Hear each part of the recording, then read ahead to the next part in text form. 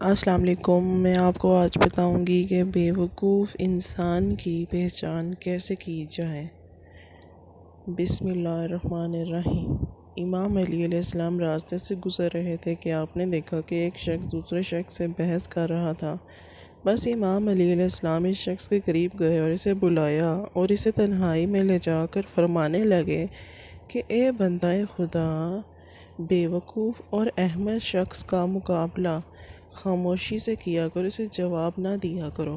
لوگ تمہارے مددگار رہیں گے، کیونکہ جو شخص کسی احمق انسان کو جواب دیتا ہے تو اس کی مثال ایسے ہے جیسے کوئی آگ میں بار بار لکڑیاں ڈالتا ہے۔ تو وہ شخص کہنے لگا کہ امام علی علیہ السلام، معلوم کیسے ہو کہ بیوقوف کون ہے اور عقل مند کون ہے؟ تو امام علی علیہ السلام نے فرمایا کہ جس شخص میں یہ 3 عادتیں موجود ہوں تو یہ سمجھ جانا کہ وہ بیوقوف ہے۔ تو وہ پوچھنے لگا کہ یا علی، کون سی عادتیں؟ تو امام علی علیہ السلام نے فرمایا، پہلا، جو دنیا کو صرف اپنی نظر سے دیکھتا ہو اور کسی کی بات کو ترجیح نہ دیتا ہو۔ دوسرا، جو بات سننے سے پہلے ہی جواب دیتا ہو۔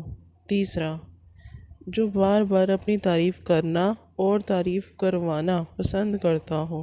اے شخص جس میں یہ 3 عادتیں موجود ہوں، اس سے دوری اختیار کر لو، کیونکہ اس کو سمجھانا اپنی ہی تذلیل کرنے کے برابر ہے۔ امید ہے آج کی ویڈیو آپ کو پسند آئے۔ پلیز ہمارا چینل سبسکرائب کیجیے اور اس ویڈیو کو لائک کیجیے۔